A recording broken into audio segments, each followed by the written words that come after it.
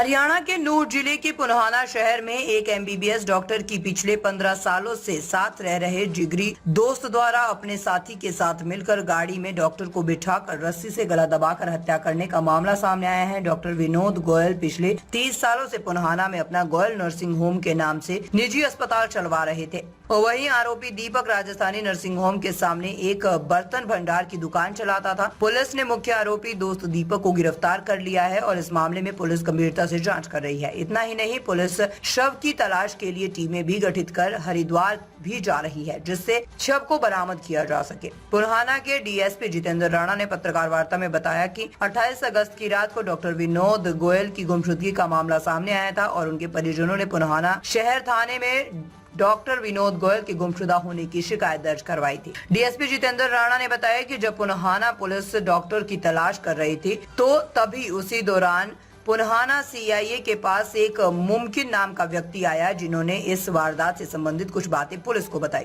DSP Jitendra Rana ने पत्रकार वार्ता में बताया कि मुमकिन द्वारा बताई गई बातों पर पुलिस ने जांच को आगे बढ़ा दिया और पता चला कि 28 अगस्त की रात्रि को ही पुन्हाना के नामचीन डॉक्टर विनोद गोयल एमबीबीएस की हत्या उसके ही दोस्त दीपक राजस्थानी ने अपनी गाड़ी में बिठाकर और अपने नौकर के साथ मिलकर डॉक्टर विनोद गोयल की रस्सी से गला दबाकर हत्या कर दी थी। और इतना ही नहीं, शव को खुर्द-बुर्द करने के चक्कर में आरोपी दीपक राजस्थानी ने अपने नौकर के साथ मिलकर पहले शव को पुन्हाना में अपनी बर्तन की फैक्ट्री में रखा और दूसरे दिन शव को अपनी गाड़ी में रखकर हरिद्वार में गंगा में बहा दिया। और इस दौरान आरोपी दीपक राजस्थानी के साथ जहां उसका नौकर अशोक भी हरिद्वार गया हुआ था, तो वहीं इस दौरान आरोपी दीपक ने एक ड्राइवर मुमकिन को भी किसी काम की बात कहकर गाड़ी चलाने के लिए साथ ले गया था। और जब शव को ठिकाने लगाया गया तो उसी दौरान चालक मुमकिन को गाड़ी से उतारकर दूर बैठा दिया गया।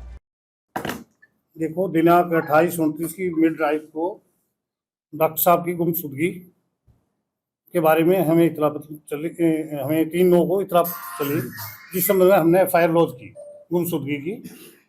तो फिर उसी दौरान हम अपनी जांच कर रहे थे, तो जांच के दौरान हमारे सीआईए इंस्पेक्टर के पास मुमकिन नाम का एक लड़का आया, जिसने उस संबंध में हमारे को कुछ बातें बताई, जो उस संबंध में आगे इन्वेस्टिगेशन करते हुए हम उस निचोड़ पर पहुंचे कि दीपक नाम का जो डॉक्टर अपने विनोद जी का साथी था, वो उसके साथ 12 साल से उसकी दोस्ती थी।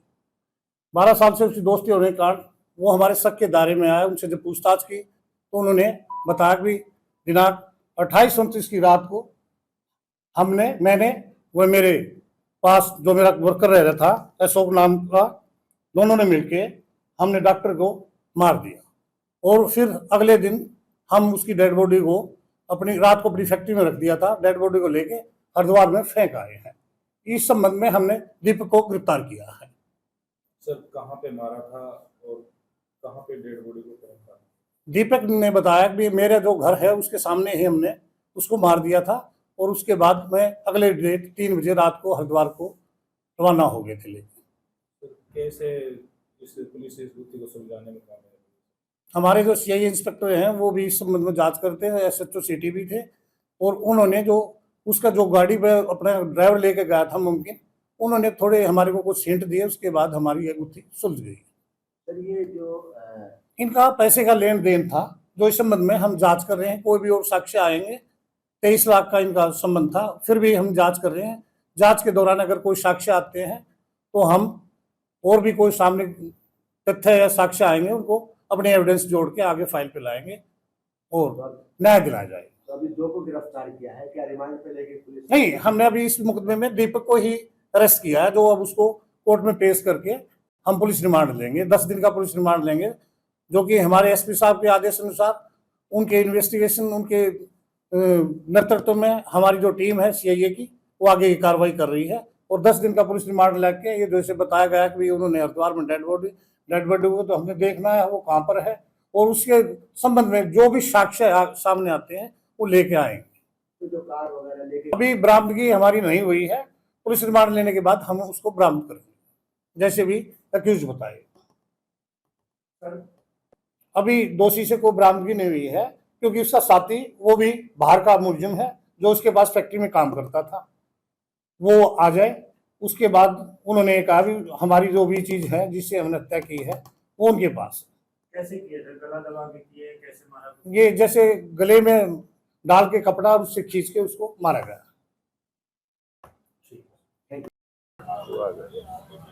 पत्रकार महोदय जी, बड़े दुख के साथ कहना पड़ रहा है, ये मेरी लगभग 71-72 साल की उम्र होने जा रही है।